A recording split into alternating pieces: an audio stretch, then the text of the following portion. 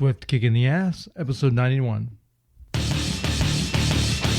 All big changes start with a swift kick in the ass. Join the journey of lifelong friends, John Curren and Tom Stewart, as they make conventional thought bend over and take a boot to the keister.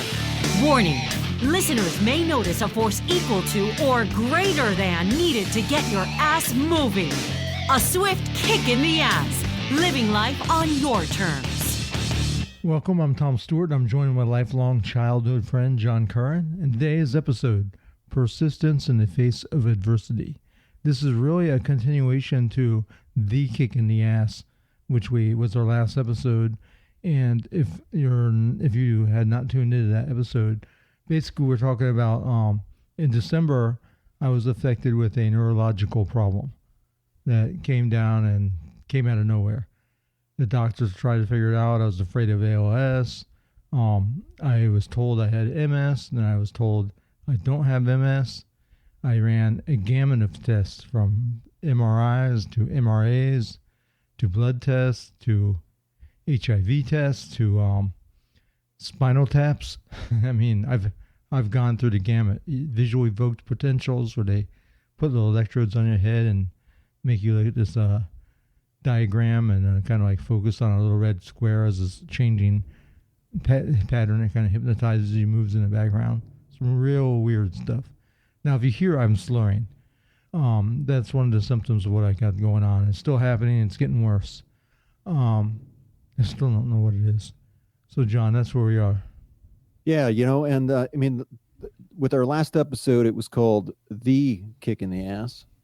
And, I think Tommy is he's assumed the position, and he's been getting his ass kicked over this for the past several months, really. Yeah, since December, beginning of December, and actually, It might have started before that, but that's when I finally realized what was going on. The only good thing about having a slur is, John, I can say, "Yo, Adrian." My face even droops like him. I think one of the things that I've learned from being by your side during this time, obviously I don't know exactly what you're going through. I'm not in your skin. I'm not in your shoes. I can imagine what it's like, but that's really limited to my own experience. So I feel for you, my friend, and I hate seeing you go through this, but I don't know if you can ever really truly relate until you go through something like this. Well, here's the deal. I went to my second neurologist and had the gamut of tests I just talked about run. Most everything came back clean, even the spinal tap, which indicated basically that I did not have multiple sclerosis. So my doctor, knowing my history and how I train and so forth, she concluded that, she said she's 90% sure I don't have the disease. She thinks that I got injured, like hypoxic, to my brain from getting choked out in jiu-jitsu. Now, that could be, and that's what I went out and told all my friends on Facebook. I was like, hey, it's good news. And I put it out there for a couple hundred people to like and, say, hey, great, we're glad you're okay.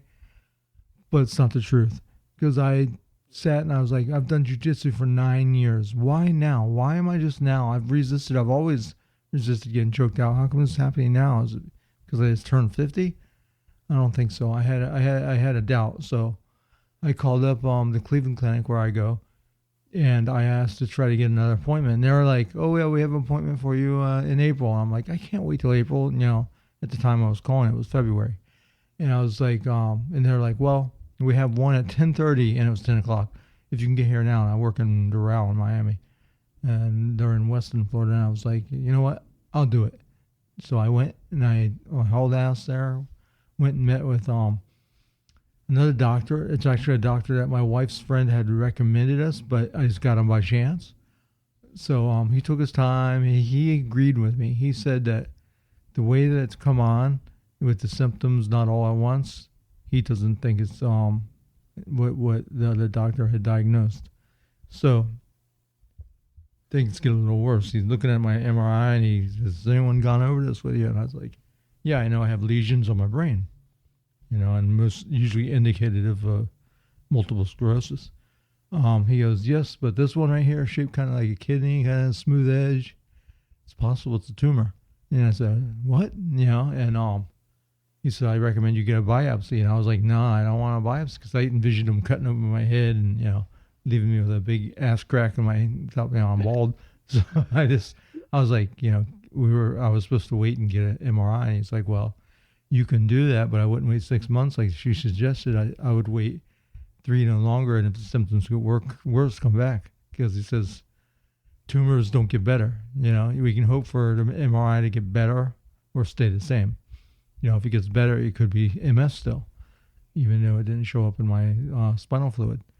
So I went home and I thought about it. I did some research and I found out that it wasn't quite as invasive as I thought as far as the biopsy. And I decided I'm going to do it. So I made an appointment with the neurosurgeon. I scheduled an appointment. So I'm going to go in and have a biopsy my brain, where basically they shove like this 10-inch needle in my brain and extract out part of wherever the lesion is, probably, extract out some of that, send it up to Cleveland. It takes like 5 or 10 days, and then they figure out what I have. And they're 90% sure that will tell them, but there's that 10% chance that it will not tell them. So that's where I'm at right now. I also have like a 1% chance of hemorrhage, which is pretty low. So I think it's a pretty safe procedure. I am kind of concerned like why it took so long, because if they're worried about a tumor, why would they schedule me a month later than, because I went in February 28th and the surgery is on March 29th. So I got a little perturbed about that. I kept on calling the nurses and saying, "Hey, my symptoms are getting worse," and scheduler's like, "Oh, there's nothing we can do. We don't have anything." I'm like, "Well, it has to be some kind of triage." So I'm a little upset about that. But John, that's not the big thing. When you hear that you might have a tumor, also things change. I went from, having a feather in my cap from, I'm badass because I got choked out in jiu-jitsu, and now I have some kind of, disability and I'll overcome it.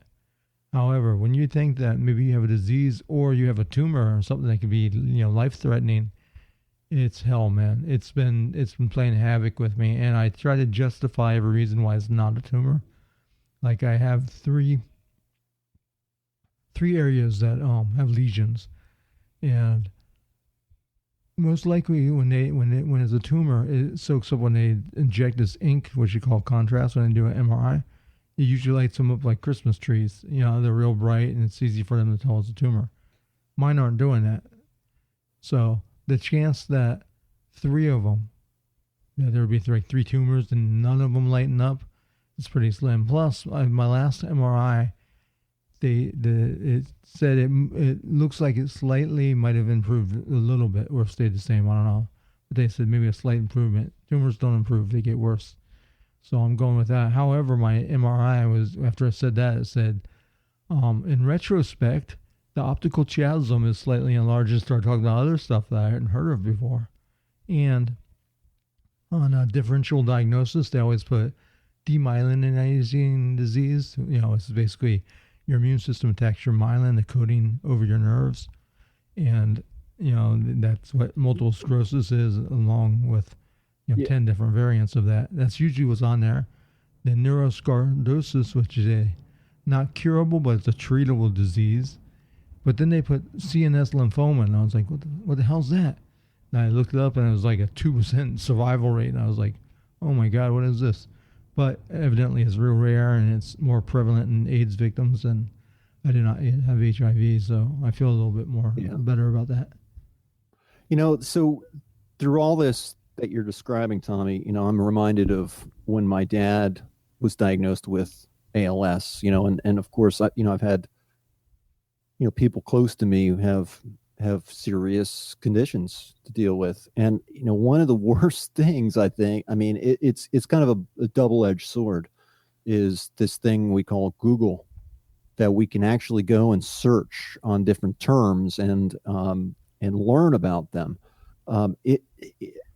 to be quite frank, it's scary as hell. And I remember when my dad first got diagnosed with ALS, I started looking at that all that information, and I thought, I mean, I broke down. I mean, I thought, man, I lost my dad. I thought that right at that moment. Um, the his condition took about 3 years, but that was a terminal condition, and it scared the hell out of me, and it wasn't all necessarily true. Sometimes when we look things up on the internet, it may apply or it may not apply. We're not doctors, so we don't necessarily know all the ins and outs. And what Tom was describing about these alternative kind of diagnoses were things that may be possible, but maybe not. Right, Maybe. right. I think it's like a textbook, kind of like they have some choices to choose, and if it has this, maybe it was the swelling It of the could, optic area. Maybe they say, well, yeah. it could also be this, so they It throw it could in. even be like a computer program that assigns some of Yeah, those that's what I'm labels. saying. So regardless, what I was talking to my son one day when he was worried about the tumor, and I told him, I said, look, when he was little, we had a at my old house, I had something that was smoking in my house, like it smelled like electrical fire, and we called the fire department. So we evacuated the house, and before you knew it, I had the hook and ladder. I had like 10 different fire vehicles in my house. There was one circling a block. I was like, what's going on? And the chief walks up, the fire chief, and he says, hey, I hope you don't mind. We're going to use your house as a for training. We got this new device, that kind of like one of those thermometers with the laser where you point it somewhere, it tells how hot something is. So he goes through and he walks in and he goes, oh, I know what this is. This is a ballast. This is lighting ballast. 30 years or 35 years of doing this. I know exactly what it is. He goes to my kitchen, and the wiring looked a little suspect because the guy that had the house before wasn't the best, but it was ugly, but it was functional. And he was aiming the little temperature gauge, hitting the light, and he goes, yeah, see, that's a little bit warmer, so it's probably just a ballast burned out. And he has like 30 firefighters around him. And I tell him, I say, well, the smell smelled like it came from back by the garage. It didn't originate in the kitchen. And he's, no, that's what it is. So he left. So after he left, just like I didn't believe it was jujitsu that caused my condition, I thought, and I said, you know what? Something's not right. So I started using my nose. I know nothing about, fire prevention or what have you. And what happened was it turned out to be my water heater. I smelled by the water heater. It stunk. I opened up the screwdriver, and there it is, a melted transformer. And so it just goes to show you that no matter how educated someone is and they're an expert in a field, sometimes they automatically jump to conclusions. And sometimes a layman can say, hey, no, wait, have you checked this? Yeah. So I told my son, I said, just because, a real well-regarded doctor has said that this could possibly be a tumor doesn't mean he's right.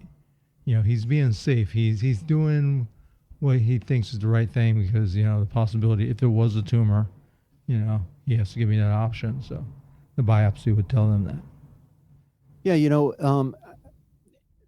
I think, people need to work with their doctors really, and a little information can go a long way, but you really do need that educated person to help you try to figure it out, and, go for those second opinions.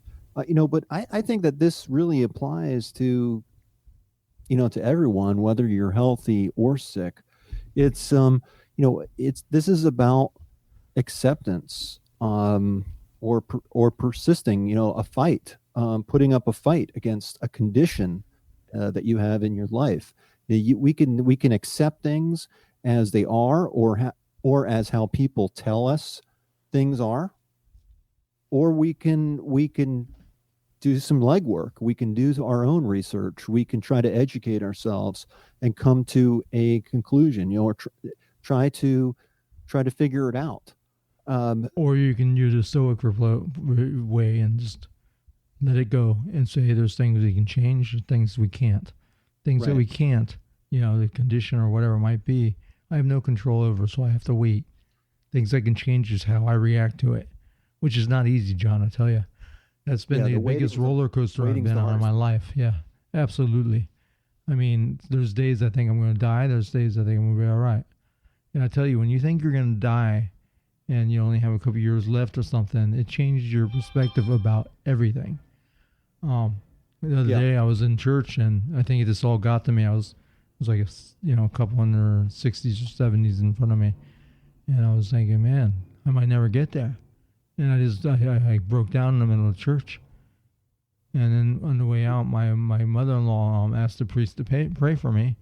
And again, it broke down. I had no control. I was just so much stress of everything had got to me. And that's one of the symptoms. One of the symptoms that I haven't really talked about is you become more emotional. So you want to cry, you want to laugh, both opposite ends of the spectrum.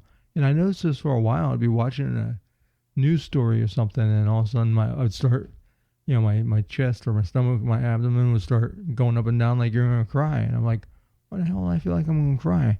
And it's because it's affecting my brain. So Yeah, it. I remember, that I forget what that's called, but my dad went through that as well. And the way I've always thought about it is, if you're in a crappy situation, if you're in a terrible situation, you're going to be emotional about it, and it's going to be overwhelming. The emotions are going to rise to the top, and you are going to cry. And I don't, I know it's part of the condition, and that it's part of that, the symptoms of well, it makes what you my more dad had. sensitive, but you're still, regardless if I had that symptom or not, I think I still would have broke down because of the stress that I'm under. Yeah, I mean, yeah, like you said, you are under stress. I've noticed since I've had daughters, I'm much more emotional about things. Since my dad died, I'm really much more emotional. There are a lot more triggers out there in the world for me that make me think of my dad, or for whatever reason, maybe make me feel sentimental, or whatever reason it is that kind of evoke emotions. I think emotions are important to all of us. That's how we kind of feel our way through this world. But so part of it I understand, and part of it, I don't understand.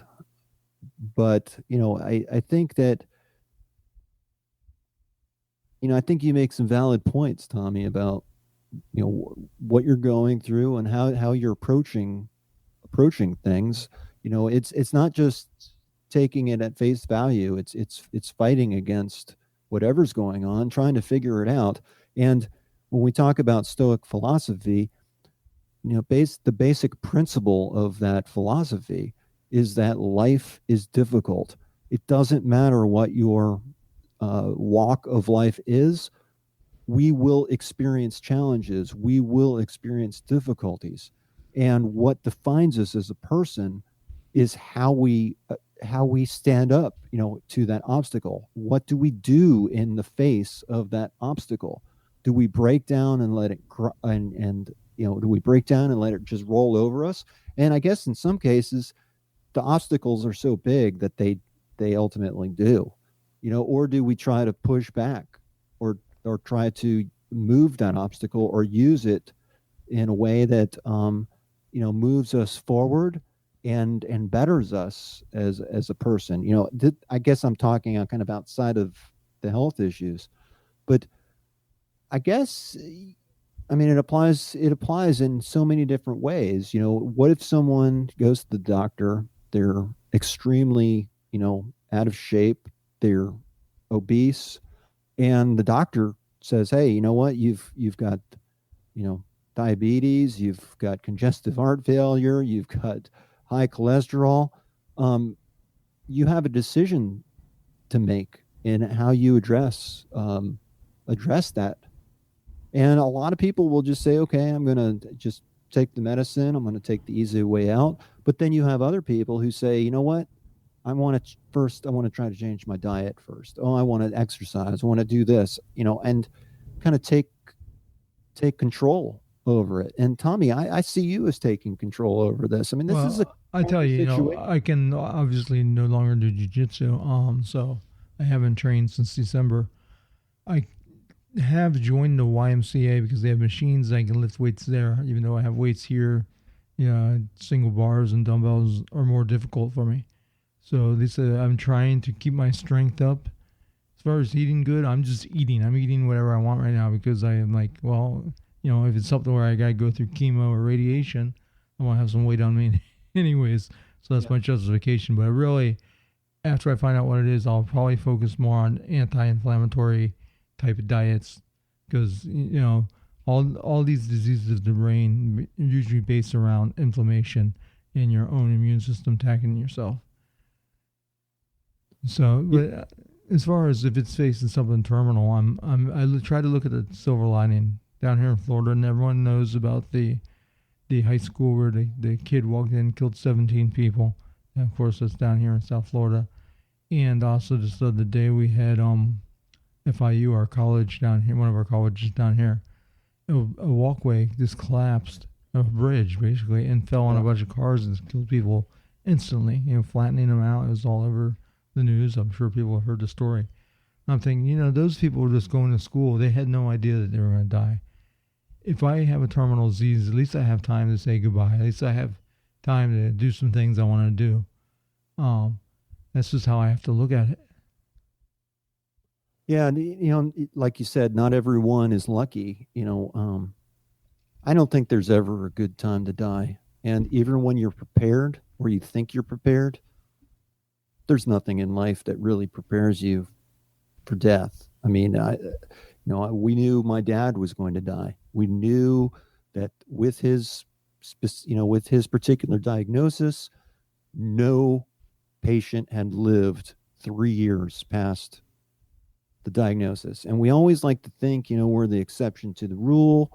My dad clearly was an exceptional man, and he got he got his diagnosis after he was 80 years old, or when he was 80 years old. That was late onset. That was very unusual and atypical for that condition. So we thought, what? He's always, beat the odds. He's always walked to his own tune, or however you want to phrase it. This is going to be the same. But, it wasn't. And you try to prepare, but, there really is only so much you can do. But like you said, Tommy, that is, it's hard to believe that that is a silver lining, is having the time, even if that you're going to die and you're given a terminal diagnosis, as heart-wrenching as that is, as terrible as that is, knowing that your life is going to end. The good part out of it, the good side of it is that you should have the time to maybe tie some things up or do some things that you feel that you need to do. I know I got a lot closer with my dad during that time, and I know he tried to wrap things up as best as he could, but he left a lot of things untied. He just couldn't face. And I had a similar situation with my father where he passed away from lung cancer, and again, that's a disease that doesn't take you right away. In fact, there was a point where they thought it was gone, and for 3 months he was like, "I'm cured," and then boom, a couple months later he's in the hospital again, and that's it. Yeah, and then you look at Stephen Hawking, who recently passed. Yeah, ALS for he is the long. Yes, he is the person who has lived longest with ALS, and he was given just a few years to live, and he lived 50 more years, right? Yep. There are exceptions to the rules, and I know a good friend of ours that we went to school with. Steve O'Brien. His mother had been diagnosed with cancer and was given about 6 months to live, and I think she lived close to 20 years with it. There are exceptions, and we can think about, we can dwell on the fact that we're in a shitty situation, and pardon the French. um, we can get down on ourselves for being in a bad place or have something bad happen to us. um, but I think, and I learned this from my dad when he was when he was going through his medical issues. um, what he said is, he said, you know i I can't I can't waste my time thinking about people that I've lost, or things that I can't do anymore, or how my hands are tied, or things that I can't change. He says it's just simply a waste of time. He says there are plenty of things that I can do, and there are plenty of ways that I can still serve. Service to others was very important to my father, and he didn't want to be a burden to anyone. And we I don't think people that you love, who are going through difficult times, you know I think sometimes those burdens, we gladly accept them as a family member. um I've because tried you to would want to find be there I've for tried them. to find things to take my mind off it, so because like 75% of the time I'm thinking about this, whether I want to or not. I wake up in the middle of the night and all of a sudden, boom, it comes into my mind. So I've been getting more into photography. I ordered a brand new camera, started pursuing my videography. I've done some 360 video and photos, which is really cool. I'm just trying to spend time with friends and family and appreciate the things I have right now to get my mind off that possible, outcome. I've tried doing research, which can be good and bad. I mean, I've seen things where, small little blurbs in a medical journal that will say, telling doctors to be careful not to, assume that because they see lesions in an MRI that's MS, because they said it could also be ischemic hypoxia, which made me feel really good because it is from strangulation, and it would lead more to jiu-jitsu. But then I have a family friend that's a neurosurgeon, and he said, no, I don't think that's what it is. But he did say that his first impression, he said, I don't think it's cancer, which is good. And he said, I'd be doing the same thing that your doctor's doing, getting a biopsy, which is good to know.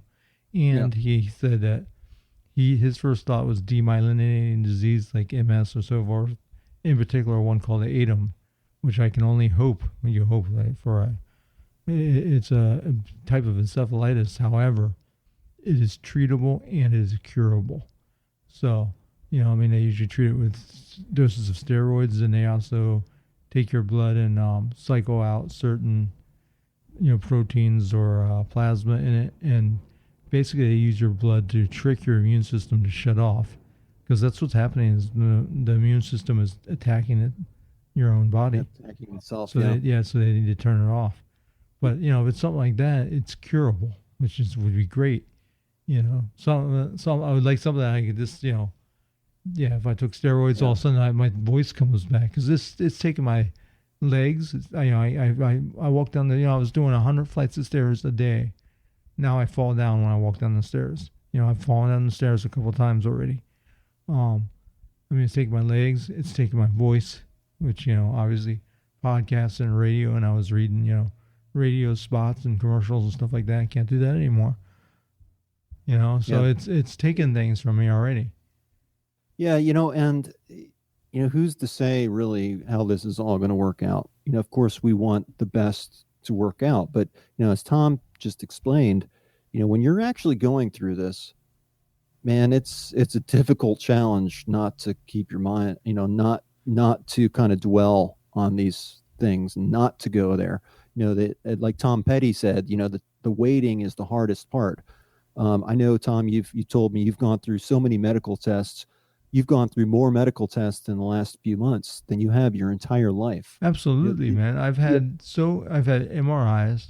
I've had like probably like 4 or 5 of them. I've had MRA, which is very similar, but it looks at your blood vessels. I've had the lumbar puncture, which is spinal tap, which was excruciating. I mean, I remember last time I was talking about I was going to have it. I'll tell you, it sucked. It wasn't. I mean, the procedure wasn't that bad. When I'm awake for it. They numb the area. When they do stick the needle in, you'll feel electric shock, kind of like go down your leg, and it basically lets them know that they're in the right spot. But the fluid, by taking and removing the fluid, you get the worst freaking headache. I went into the emergency room the next day because my neck and my head was hurting so bad. But they said, if you had a neck ache, and my neck was incredibly sore. And at the same time, Jen was suffering the flu. And so, yeah, it was a difficult time. And I think actually I got a touch of something. I don't think it ended up being, I think I was just in a weakened state. But, I thought that I was having, I got all my blood tests. They go, no, you're all right. Your your blood looks good, and we're gonna release you. But that next few days, it was hating life. I went to work and I couldn't do anything. I laid down on the floor. I mean, I was there by myself. It was a Sunday, um, but that was after being in an emergency room till 11 o'clock at night, and I went in to work at 3 in the morning. And all I could do was just lay there, man. And my mom luckily had one of those shiatsu massagers. I brought it with me, and that thing saved my life. It's the only thing yeah. that made me feel good. I mean, it's one of those situations where there's nothing that you can say if you're not going through it yourself. I mean, there's little I can say that will make this better for my Yeah. best friend. So to answer your question, John, yes, I've gone through multiple blood tests and tests for all kinds of Lyme disease, everything. Yeah. The reason they do that is because anything that deals with multiple sclerosis, it's a very hard disease, or any of those kind of brain diseases. They're also similar, but it's also very hard to diagnose, which is the case with ALS too. So it's a process of elimination. So they have to eliminate all the things it could be. I even got scanned.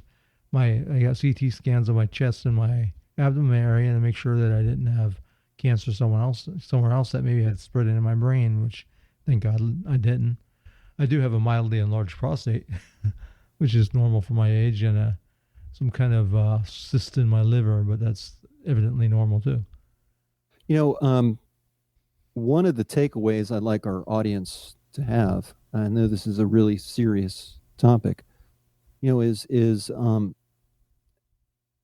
like Tom said, you have to, Western medicine, you're going to be presented with a wide range of different possibilities as far as what happens. You go to a doctor, if you come across something serious, I mean, even if it's not, sometimes a second or third opinion is worth the effort.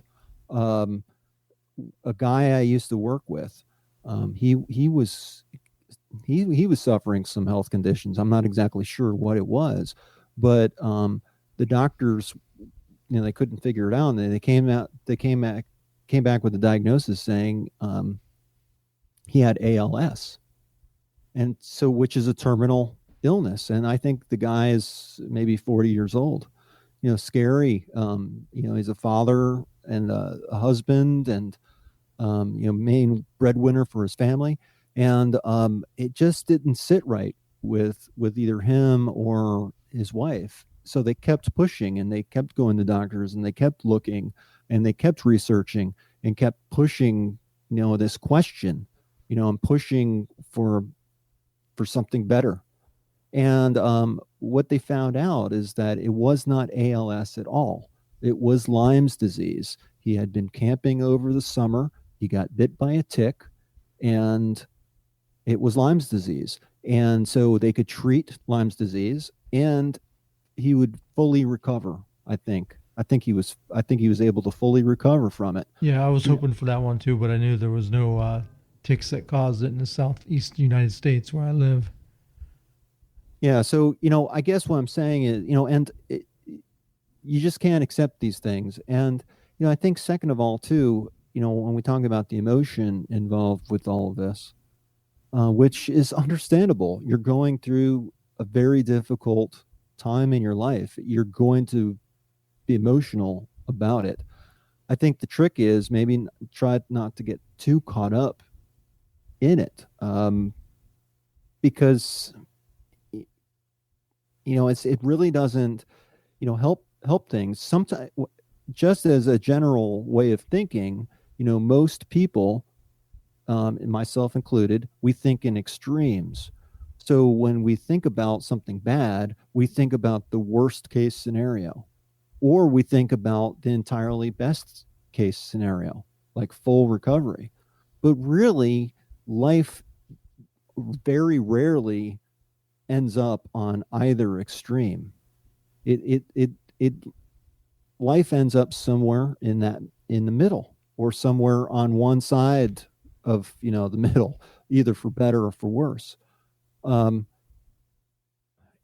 you can do is kind of try to push yourself through and try to make it through. And